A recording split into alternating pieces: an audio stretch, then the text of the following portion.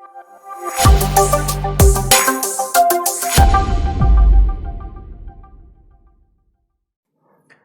All, നമ്മളിന്ന് discuss ചെയ്യുന്നത് CE205 engineering geology. നമുക്ക് ഡിസംബർ 2 ഒരു സപ്ലിമെൻ്ററി എക്സാമിനേഷൻ വരുന്നുണ്ട്. സോ അതിൽ നമ്മൾ കൂടുതലായിട്ട് ഫോക്കസ് ചെയ്യേണ്ട ഇമ്പോർട്ടൻറ്റ് ടോപ്പിക്സ് ഏതൊക്കെയാണ് എന്നുള്ളതിനെക്കുറിച്ചുള്ളൊരു ബ്രീഫ് അനാലിസിസ് മാത്രമാണ് നമ്മളിവിടെ ഡിസ്കസ് ചെയ്യുന്നത്. നമ്മളിത് ചെയ്യുന്നത് പ്രീവിയസ് ഇയേഴ്സിലെ യൂണിവേഴ്സിറ്റി ക്വസ്റ്റ്യൻ പേപ്പേഴ്സിൻ്റെ ഒരു അനാലിസിസിൻ്റെ ബേസിസിലാണ്.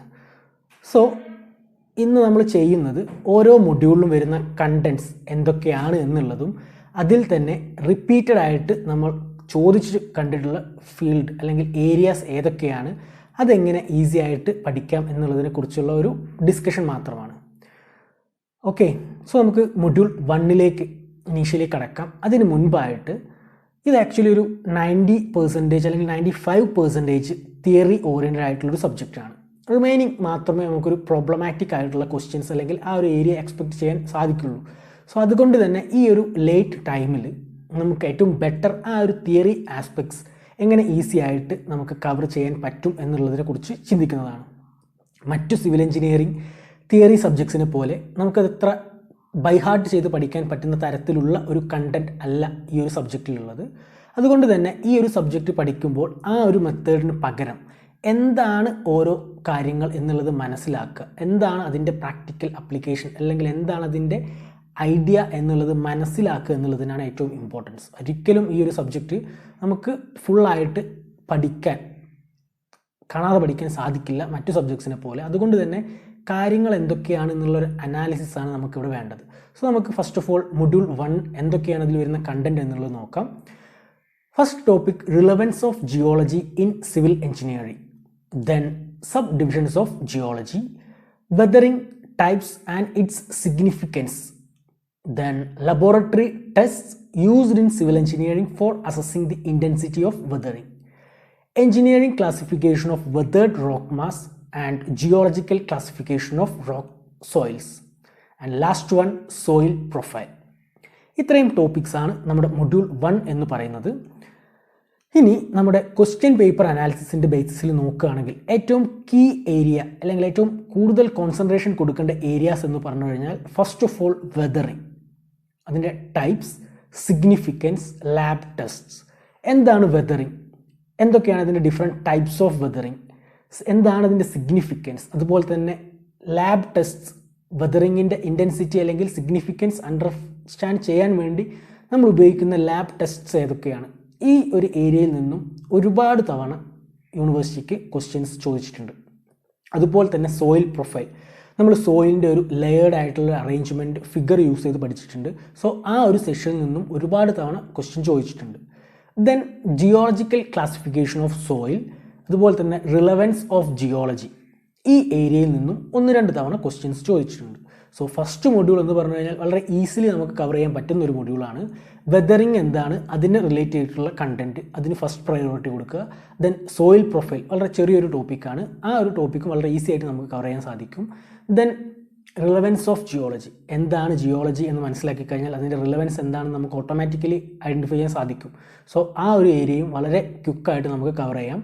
Then classifications of soil, geological classification. So ഇത്രയും ഏരിയാസ് ആണ് ഫസ്റ്റ് മൊഡ്യൂളിൽ നമ്മൾ കൂടുതലായിട്ട് ഫോക്കസ് ചെയ്യേണ്ടത്. സോ സെക്കൻഡ് മൊഡ്യൂൾ എന്ന് പറയുമ്പോൾ അതിൽ വരുന്ന കണ്ടൻറ്റ് എന്തൊക്കെയാണെന്ന് നമുക്ക് നോക്കാം.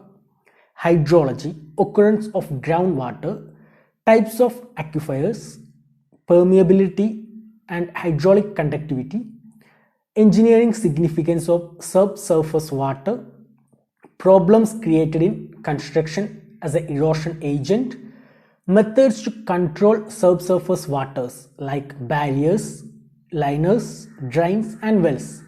ഇത്രയും ടോപ്പിക്സ് ആണ് സെക്കൻഡ് മൊഡ്യൂളിൽ വരുന്നത്. ഈ ഒരു മൊഡ്യൂളിൽ വരുന്ന ഇമ്പോർട്ടൻറ്റ് അല്ലെങ്കിൽ കൂടുതൽ ഫോക്കസ് ചെയ്യേണ്ട ഏരിയാസ് എന്ന് പറഞ്ഞു കഴിഞ്ഞാൽ ഡെഫിനറ്റ്ലി സബ്സർഫസ് വാട്ടർ കൊണ്ടുണ്ടാകുന്ന പ്രോബ്ലംസ്, അതുപോലെ തന്നെ അതിനെ ടാക്കിൾ ചെയ്യാൻ വേണ്ടി ഉപയോഗിക്കുന്ന മെത്തേഡ്സ്, ഇതെല്ലാമാണ് ഏറ്റവും കൂടുതലായിട്ട് റിപ്പീറ്റഡ്ലി ചോദിച്ചിട്ടുള്ളത്. എക്സ്പെഷ്യലി കൺസ്ട്രക്ഷൻ സൈറ്റിലും ടണൽ കൺസ്ട്രക്ഷനിലും എന്തൊക്കെയാണ് സബ്സർഫസ് വാട്ടർ കൊണ്ടുണ്ടാകുന്ന പ്രോബ്ലംസ്, അതിനെ നമ്മൾ ടാക്കിൾ ചെയ്യാൻ എന്തൊക്കെയാണ് ഉപയോഗിക്കുന്ന മെത്തേഡ്സ് എന്നുള്ളത് തന്നെയാണ് ഏറ്റവും ഇമ്പോർട്ടൻ്റ് ആയിട്ട് ഇതിൽ നിന്ന് ചോദിച്ചിട്ടുള്ളത്. Then aquifers and types. എന്താണ് aquifer, different types of aquifers എന്താണ് എന്നുള്ളതും കൂടുതൽ തവണ ചോദിച്ചിട്ടുണ്ട്. സോൺസ് ഓഫ് ഗ്രൗണ്ട് വാട്ടർ നമ്മൾ ഡിഫറെൻറ്റ് ലെയേഴ്സിൽ നമ്മുടെ അണ്ടർ ഗ്രൗണ്ട് ലെവലിൽ അറേഞ്ച് ചെയ്തിട്ടുണ്ട്, അതിനെക്കുറിച്ചും 1-2 തവണ ചോദിച്ചിട്ടുണ്ട്. Then porosity, permeability, hydraulic conductivity, ഇതും 1-2 തവണ ചോദിച്ചിട്ടുണ്ട്. ഹൈഡ്രോളിക് കണ്ടക്ടിവിറ്റി എന്ന് പറയുമ്പോൾ നമ്മുടെ ഡാർസീസ് ലോ, അതിനെ ബേസ് ചെയ്തിട്ടുള്ള ഒരു തിയറി ആസ്പെക്ട്സ്, എന്താണ് ഡാർസീസ് ലോ അല്ലെങ്കിൽ എന്താണ് ഹൈഡ്രോളിക് കണ്ടക്ടിവിറ്റി, അത്തരത്തിലുള്ള ക്വസ്റ്റ്യൻസും ചോദിച്ചിട്ടുണ്ട്. സോ ഈ ഒരു മൊഡ്യൂളിൽ ലാസ്റ്റ് സെഷനിൽ വരുന്ന സബ് സർഫസ് വാട്ടർ കൊണ്ട് വരുന്ന ആ ഒരു പ്രോബ്ലംസ്, അതിനാണ് ഏറ്റവും കൂടുതൽ ഫോക്കസ് നമ്മൾ കൊടുക്കേണ്ടത്. ദെൻ അക്വിഫയർ എന്താണ്, അതിൻ്റെ ഡിഫറെൻറ്റ് ടൈപ്സ് എന്താണ്, നമ്മൾ ഫിഗർ വെച്ച് ഓരോ പൊസിഷനിൽ ഡിഫറെൻറ്റ് അക്വിഫയേഴ്സിനൊക്കെ പഠിച്ചിട്ടുണ്ട്. സോ ആ ഒരു ഏരിയയ്ക്കും കൂടുതൽ ഫോക്കസ് കൊടുക്കുക. മറ്റുള്ളതും റിപ്പീറ്റഡ്ലി ചോദിച്ചിട്ടുള്ളതാണ്. എന്ത് തന്നെയായാലും ഫസ്റ്റ് സെഷൻ ഒന്നുകൂടെ പ്രയോറിറ്റി കൊടുക്കുക. ദെൻ തേർഡ് മൊഡ്യൂൾ, നമ്മൾ ഈ ഒരു എഞ്ചിനീയറിംഗ് ജിയോളജിയിൽ നമ്മുടെ KTU സിലബസ് പ്രകാരം പഠിക്കാൻ ഏറ്റവും ഈസി ആയിട്ടുള്ള മൊഡ്യൂൾസ് എന്ന് പറയുന്നത് ഫസ്റ്റ് 2 മൊഡ്യൂളും അതുപോലെ തന്നെ ലാസ്റ്റ് 2 മൊഡ്യൂളുമാണ്. കാരണം അത് നമുക്ക് ഒന്നുകൂടെ ഈസിലി അണ്ടർസ്റ്റാൻഡ് ചെയ്യാൻ പറ്റുന്ന ഫാക്ടേഴ്സാണ്. തേർഡ് മൊഡ്യൂളാണ് എൻ്റെ ഒരു പേഴ്സണൽ ഒപ്പീനിയനിൽ വളരെ ടഫായിട്ടുള്ളത്. മറ്റൊന്നും കൊണ്ടല്ല, നമ്മൾ ഈ ഒരു മൊഡ്യൂളിൽ കൂടുതലായിട്ട് പഠിക്കുന്നത് മിനറൽ ഗ്രൂപ്പ്സും അതിൽ വരുന്ന സബ് കാറ്റഗറീസും അതിൻ്റെ ഓരോന്നിൻ്റെ പ്രോപ്പർട്ടീസ്, കെമിക്കൽ കോമ്പോസിഷൻ, അത്തരത്തിലുള്ള കാര്യങ്ങളാണ്. സോ ഇത്രയും അധികം ഗ്രൂപ്പുകളുടെ അല്ലെങ്കിൽ കാറ്റഗറിയുടെ ഓരോ പ്രോപ്പർട്ടീസും പഠിക്കുക എന്ന് പറയുന്നത് വളരെ ടഫായിട്ടുള്ള ടാസ്ക് തന്നെയാണ്. പക്ഷേ നമുക്ക് നോക്കാം ഈ ഒരു ഏരിയയിൽ നിന്ന് എന്തൊക്കെയാണ് കൂടുതലായിട്ട് ഫോക്കസ് ചെയ്യേണ്ടത് എന്നുള്ളത്. സിലബസിലുള്ള കണ്ടൻസ് എന്ന് പറഞ്ഞു കഴിഞ്ഞാൽ minerals, properties that affect the strength of minerals. Second one, physical properties and chemical composition of following minerals: quartz, feldspar, mica, amphibole, pyroxene, gypsum, calcite, clay, minerals, and last their chemical formulas, etc. And last topic, earthquake in relation to internal structure of earth and plate tectonics. ഇത്രയും topics ആണ് നമ്മുടെ ഒരു third മൊഡ്യൂളിൽ വരുന്നത്. So ഇതിൽ repeatedly ചോദിച്ചിട്ടുള്ള area എന്ന് പറഞ്ഞു കഴിഞ്ഞാൽ എക്സ്പെഷ്യലി earthquake, അതിൻ്റെ ഇൻറ്റൻസിറ്റി എന്താണ്, മാഗ്നിറ്റ്യൂഡ് എന്താണ്, അതുപോലെ തന്നെ എന്താണ് earthquake എന്ന് പറഞ്ഞു കഴിഞ്ഞാൽ ഡിഫറെൻറ്റ് സിസ്മിക് വേവ്സ് എന്തൊക്കെയാണ്, പ്ലേറ്റ് ടെക്ടോണിക്സ് എന്തൊക്കെയാണ്, ഇതെല്ലാം 3 തവണ 4 തവണയൊക്കെ റിപ്പീറ്റഡ്ലി ചോദിച്ചിട്ടുള്ള ഏരിയാസാണ്.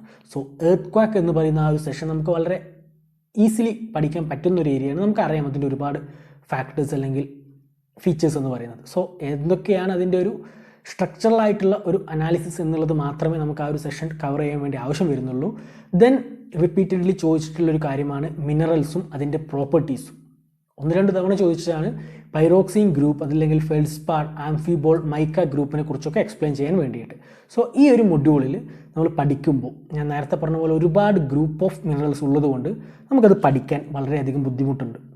സോ നമുക്ക് ചെയ്യാൻ പറ്റുന്ന ഒരു കാര്യം എന്ന് പറഞ്ഞു കഴിഞ്ഞാൽ earthquakeൻ്റെ സെഷൻ നമുക്ക് വളരെ ഈസി ആയിട്ട് പഠിക്കാൻ സാധിക്കും. അതിൻ്റെ എല്ലാ ഫാക്ടേഴ്സും അല്ലെങ്കിൽ അതിൽ നിന്ന് വരുന്ന ഏത് തരത്തിലുള്ള ക്വസ്റ്റ്യൻസും നമുക്ക് ഈസിലി ഐഡൻറ്റിഫൈ ചെയ്യാനും അറ്റൻഡ് ചെയ്യാനും സാധിക്കും. മിനറൽസിൻ്റെ ഇത്തരത്തിലുള്ള ഗ്രൂപ്പ്സിലേക്ക് വരുമ്പോൾ ഉള്ളൊരു പ്രശ്നം, നമ്മളിപ്പോൾ ഇവിടെ പറഞ്ഞിട്ടുള്ള പൈറോക്സിൻ, ഫെൽഡ്സ്പാർ എന്നൊക്കെ പറഞ്ഞാൽ മിനറൽ ഗ്രൂപ്പുകളാണ്. അതിൽ വരുന്ന സബ് കാറ്റഗറി അല്ലെങ്കിൽ സബ് ഗ്രൂപ്പുകളെ കുറിച്ചെല്ലാം എക്സാമിനേഷൻ ചോദിക്കാറുണ്ട്. സോ ഇത്തരത്തിലുള്ള ഓരോ സബ് കാറ്റഗറിയുടെയും properties, chemical characteristics, optical characteristics, equations, ഇതെല്ലാം പഠിക്കുക എന്ന് പറഞ്ഞു കഴിഞ്ഞാൽ വളരെ ബുദ്ധിമുട്ട് തന്നെയായിരിക്കും. പക്ഷേ നമുക്ക് ചെയ്യാവുന്ന ഒരു കേസ് എന്ന് പറഞ്ഞു കഴിഞ്ഞാൽ എന്താണ് മിനറൽസ്, അതിൻ്റെ ഇമ്പോർട്ടൻ്റ് ആയിട്ടുള്ള ജനറൽ പ്രോപ്പർട്ടീസ് എന്തൊക്കെയാണ്, അല്ലെങ്കിൽ ജനറൽ കെമിക്കൽ കോമ്പോസിഷൻസ് എന്തൊക്കെയാണ്, ജനറൽ ഒപ്റ്റിക്കൽ ഫീച്ചേഴ്സ് എന്തൊക്കെയാണ്, അത്തരത്തിലുള്ള കാര്യങ്ങൾ നമുക്ക് പഠിക്കാൻ സാധിക്കും. സോ അത് പഠിച്ചു കഴിഞ്ഞാൽ നമുക്ക് എന്ത് ചെയ്യാം, ഈ ഏതെങ്കിലും ഒരു ഗ്രൂപ്പിനെ പെർട്ടിക്കുലറായിട്ട് ഫോക്കസ് ചെയ്ത് ചോദിക്കുകയാണെങ്കിലും നമുക്കതിൻ്റെ ജനറൽ ഐഡിയ വെച്ച് ഒരു പരിധി വരെ കാര്യങ്ങൾ അറ്റൻഡ് ചെയ്യാൻ സാധിക്കും. സോ അത്തരത്തിൽ നമുക്ക് ഈ ഒരു തേർഡ് മൊഡ്യൂളിൽ വരുന്ന മിനറൽസും അതിൻ്റെ പ്രോപ്പർട്ടീസ് അങ്ങനെയുള്ള കാര്യങ്ങളെക്കുറിച്ച് ഒരു നല്ല ഐഡിയ ഉണ്ടാക്കിയെടുക്കാൻ സാധിക്കും. ദെൻ ഫോർത്ത് മൊഡ്യൂളിൽ വരുന്ന topics: rock as aggregates of minerals, then basic concepts like igneous, sedimentary and metamorphic rocks, then brief account of following rocks: granite, basalt, sandstone, limestone, ഷെയിൽ, marble and quartzite. Then rock features that influence the strength of rocks as construction material, concepts of lineation and foliation, schistosity and gneisosity, rock types of Kerala, and last topic, brief account of engineering properties of rocks used as construction material and road aggregate. So ഈ ഒരു ടോപ്പിക്കിൽ നമുക്ക് ഏതൊക്കെയാണ് repeated ആയിട്ട് ചോദിച്ചിട്ടുള്ളത് എന്നുള്ളത് നോക്കാം. Igneous, sedimentary and metamorphic rocks, different classifications of rocks ആണിത്, ബേസിക് ക്ലാസിഫിക്കേഷൻ ആണിത്. ഇതിനെ റിലേറ്റ് ചെയ്തിട്ട് ഏകദേശം എല്ലാ യൂണിവേഴ്സിറ്റി എക്സാമിനേഷനും ക്വസ്റ്റ്യൻ ചോദിച്ചിട്ടുണ്ട്. ഒന്നുകിൽ ഇഗ്നിയസ് വേഴ്സസ് സെഡിമെൻ്ററി എന്നുള്ളൊരു കോമ്പിനേഷൻ, അല്ലെങ്കിൽ ഇഗ്നിയസ് വേഴ്സസ് മെറ്റാമോർഫിക് എന്നുള്ള രീതിയിലാണ് കൂടുതൽ ക്വസ്റ്റ്യൻസ് ചോദിച്ചിട്ടുള്ളത്. 1-2 എക്സാമിനേഷന് ഇവ മൂന്നും എക്സ്പ്ലെയിൻ ചെയ്യാൻ വേണ്ടിയും ചോദിച്ചിട്ടുണ്ട്. ദെൻ ഗ്രാനൈറ്റ്, ഷെയിൽ, ക്വാഡ്സൈറ്റ് ഇവയെക്കുറിച്ചും എക്സ്പ്ലെയിൻ ചെയ്യാൻ ചോദിച്ചിട്ടുണ്ട്. അതുപോലെ തന്നെ റിപ്പീറ്റഡ്ലി ചോദിക്കുന്ന ഒരു ഏരിയയാണ് റോക്ക് ടൈപ്സ് ഓഫ് കേരള. കേരളത്തിൽ കണ്ടുവരുന്ന ഡിഫറെൻറ്റ് റോക്ക് ടൈപ്സ് ഏതൊക്കെയാണെന്ന് ഏകദേശം 7 മുതൽ 8 മാർക്കിന് വരെ ചോദിച്ചിട്ടുണ്ട്. ദെൻ ലീനിയേഷൻ അഥവാ ഫോളിയേഷൻ എന്ന് പറയുന്ന പ്രോസസ്സ് എന്താണ്, അതുപോലെ തന്നെ ബസാൾട്ട്, ഷെയിൽ ആൻഡ് ലൈംസ്റ്റോൺ, ഈ ഏരിയാസിൽ നിന്നെല്ലാം റിപ്പീറ്റഡ്ലി ക്വസ്റ്റ്യൻസ് ചോദിച്ചിട്ടുണ്ട്. Now fifth module. 5th and 6th module നമുക്ക് 20 മാർക്സിനാണ് വരുന്നത്. അതിൽ മൊഡ്യൂൾ 5ഉം 6ഉം ആൾമോസ്റ്റ് കമ്പയർ ചെയ്യുമ്പോൾ മറ്റ് മൊഡ്യൂളുകളെക്കാളും ഈസി ആയിട്ട് നമുക്ക് കവർ ചെയ്യാൻ പറ്റുന്ന ഒരു ഏരിയയാണ്. മൊഡ്യൂൾ 5ൽ വരുന്ന കണ്ടന്റ് എന്ന് പറഞ്ഞു കഴിഞ്ഞാൽ attitude of geological structures, that is strike and dip, Brunton compass, deformation structures and their engineering significance, faults and joints, then geological factors considered in the construction of dams, reservoirs and tunnels. ഇത്രയും topics ആണ് module 5ൽ വരുന്നത്. ഇതിൽ repeatedly ചോദിച്ചിട്ടുള്ള areas എന്ന് പറഞ്ഞു കഴിഞ്ഞാൽ faults and joints, their types and significance. ഏറ്റവും കൂടുതൽ തവണ ഇതിൽ നിന്നും ചോദ്യങ്ങൾ ചോദിച്ചിട്ടുണ്ട്. എന്താണ് ഫോൾട്ട് എന്ന് പറഞ്ഞു കഴിഞ്ഞാൽ, ഡിഫറെൻറ്റ് ജോയിൻസ് എന്തൊക്കെയാണ്, അത്തരത്തിലുള്ള ഏരിയയിൽ നിന്നും ഒരുപാട് തവണ ക്വസ്റ്റ്യൻസ് ചോദിച്ചിട്ടുണ്ട്. അതുപോലെ തന്നെ മറ്റൊരു ഇമ്പോർട്ടൻറ്റ് ഏരിയയാണ് factors considered in construction of dams, reservoirs, tunnels etcetera. ഇത്തരത്തിലുള്ള കൺസ്ട്രക്ഷൻ ഏരിയയിൽ കൺസിഡർ ചെയ്യുന്ന ഇമ്പോർട്ടൻറ്റ് ഫാക്ടേഴ്സ് എന്തൊക്കെയാണ് എന്നുള്ളതും പ്രീവിയസ് ഇയേഴ്സിൽ ക്വസ്റ്റ്യൻ ചോദിച്ചിട്ടുണ്ട്. അതുപോലെ തന്നെ attitude of geological structures, that is strike and dip, ആ ഒരു ഏരിയയിൽ നിന്നും ഇതുപോലെ പ്രീവിയസ് ഇയേഴ്സിൽ ക്വസ്റ്റ്യൻ ചോദിച്ചിട്ടുണ്ട്. സോ ഫോൾട്ട് ജോയിൻറ്റ്, അതുപോലെ തന്നെ സ്ട്രൈക്ക് ആൻഡ് ഡിപ്പ്, ഈ ഒരു ഏരിയയ്ക്കാണ് നമ്മൾ കൂടുതൽ ഇമ്പോർട്ടൻസ് കൊടുക്കേണ്ടത്. ഈ ഒരു സെഷനിൽ നിന്നും എന്തായാലും റിപ്പീറ്റഡ്ലി ചോദ്യങ്ങൾ ചോദിച്ചിട്ടുള്ളതാണ്. അതുപോലെ തന്നെ വളരെ ഈസി ആയിട്ട് നമുക്ക് പഠിക്കാൻ പറ്റുന്ന ഒരു ഏരിയയാണ് ഇതെല്ലാം. കാരണം എന്താണ് ഫോൾഡ് എന്ന് പറയുന്ന പ്രോസസ്സ്, എന്താണ് അവിടെ വരുന്ന ഡിഫോർമേഷൻസ് അല്ലെങ്കിൽ ചേഞ്ചസ് എന്ന് മനസ്സിലാക്കി കഴിഞ്ഞാൽ നമുക്ക് വളരെ ഈസി ആയിട്ട് അതിന് റിലേറ്റ് ചെയ്തിട്ടുള്ള കാര്യങ്ങൾ മനസ്സിലാക്കാൻ സാധിക്കും. ഓക്കെ, ആൻഡ് ലാസ്റ്റ് മൊഡ്യൂൾ, ഇതിൽ വരുന്ന കണ്ടന്റ് എന്ന് പറഞ്ഞു കഴിഞ്ഞാൽ ഒരുപാട് നാച്ചുറൽ ഹസാർഡ്സിനെ കുറിച്ചാണ്. നമ്മൾ ആൾറെഡി പഠിച്ച കാര്യങ്ങളാണ് ഈ ഒരു മൊഡ്യൂളിൽ വരുന്നത്. Introduction to natural hazards, landslide, flood, their common management strategies, coastal processes, waves, currents and landforms, types of coastal protection strategies, soil erosion, cause and types of soil conservation measures. ഇതാണ് 6th മൊഡ്യൂളിൽ വരുന്ന topics എന്ന് പറയുന്നത്. ഇതിലെ ഏറ്റവും important ആയിട്ടുള്ള elements എന്ന് പറഞ്ഞു കഴിഞ്ഞാൽ landslide, role of water and slope, then preventive measures of landslide. ഒരുപാട് തവണ ഈ ഒരു സെഷനിൽ നിന്നും ക്വസ്റ്റ്യൻസ് ചോദിച്ചിട്ടുണ്ട്. സോ ലാൻഡ് സ്ലൈഡ് എന്താണെന്നുള്ളത് നമുക്ക് ആൾറെഡി അറിയാം. അതിൻ്റെ എന്തൊക്കെ പ്രിവെൻറ്റീവ് മെഷേഴ്സ് ഉണ്ടെന്നുള്ളത് നമ്മൾ ജസ്റ്റ് ഒന്ന് അനലൈസ് ചെയ്യേണ്ട ആവശ്യം മാത്രമേ വരുന്നുള്ളൂ. Then soil conservation strategies. Soil conservation strategies നമ്മൾ ഒരുപാട് തവണ റിപ്പീറ്റഡ്ലി ചോദിച്ചിട്ടുള്ള ഒരു ഏരിയയാണ്. Then flood and management strategies, എന്താണ് ഫ്ലഡ്, അതിൻ്റെ മാനേജ്മെൻറ്റ് സിസ്റ്റം എന്തൊക്കെയാണ് എന്നുള്ളതും ചോദിച്ചിട്ടുണ്ട്. ദെൻ കോസ്റ്റൽ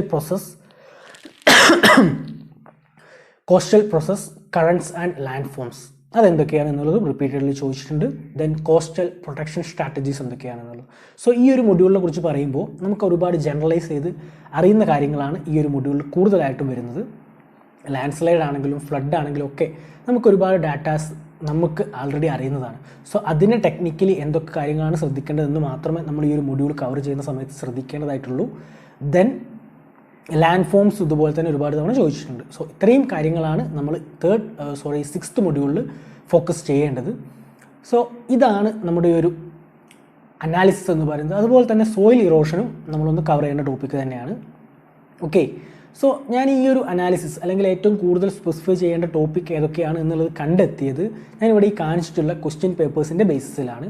2017 ജനുവരി, ജൂലൈ, ഡിസംബർ, അതുപോലെ തന്നെ 2018 April and December, and recently 2019 December, ഇത്രയും യൂണിവേഴ്സിറ്റി എക്സാമിനേഷൻസിൻ്റെ ക്വസ്റ്റ്യൻ പേപ്പേഴ്സ് വെച്ച് അനലൈസ് ചെയ്തിട്ടാണ് ഞാൻ ഈ ഒരു ഇമ്പോർട്ടൻറ്റ് സെഷൻസ് ഏതൊക്കെയാണ് എന്നുള്ളത് നിങ്ങളോടിപ്പോൾ പറഞ്ഞത്. നമുക്ക് കഴിഞ്ഞ ഏറ്റവും ലാസ്റ്റ് നടന്ന ഡിസംബർ 2019 നടന്ന എക്സാമിനേഷൻ നോക്കിക്കഴിഞ്ഞാൽ മനസ്സിലാകും പാർട്ട് എയും ബിയും ആൾമോസ്റ്റ് റിപ്പീറ്റഡ്ലി ചോദിച്ചിട്ടുള്ള ക്വസ്റ്റ്യൻസ് തന്നെയാണ്. സോ നമ്മൾ ഈ ഒരു പ്രീവിയസ് ക്വസ്റ്റ്യൻ പേപ്പർ ബേസിസിൽ പഠിച്ച ഒരാളാണെങ്കിൽ വളരെ ഈസി ആയിട്ട് നമുക്ക് ആ ഒരു ഏരിയ എല്ലാം കവർ ചെയ്യാൻ സാധിക്കും. സോ ഞാൻ ആൾറെഡി പറഞ്ഞു, ഈ സബ്ജക്ട്സ് ഒരിക്കലും കാണാതെ പഠിക്കാൻ ശ്രമിക്കരുത്. കാര്യം എന്താണെന്ന് മനസ്സിലാക്കുക, ഏതൊക്കെ ടൈപ്സ് ഉണ്ട് അതിൻ്റെ പേര് മനസ്സിലാക്കുക, എന്താണ് അതുകൊണ്ട് ഉദ്ദേശിക്കുന്നതെന്ന് മനസ്സിലാക്കുക. അതിന് ഉപരി കാണാതെ ഓരോ സെഷൻസും പഠിക്കാൻ ശ്രമിച്ചാൽ ഒരിക്കലും ഈ ഒരു ജിയോളജി എന്ന സബ്ജക്റ്റ് നിങ്ങൾക്ക് കംപ്ലീറ്റ്ലി പഠിച്ചു തീർക്കാൻ കഴിയില്ല. എന്താണ് സംഭവം, എന്താണ് അതിൻ്റെ കോൺസെപ്റ്റ്, എന്താണ് അതിൻ്റെ ഐഡിയോളജി എന്നുള്ളത് മനസ്സിലാക്കി പഠിക്കുകയാണെങ്കിൽ വളരെ ഈസി ആയിട്ട് നിങ്ങൾക്ക് ഈ ഒരു സമയത്ത് ഇത് പഠിച്ചെടുക്കാൻ സാധിക്കും.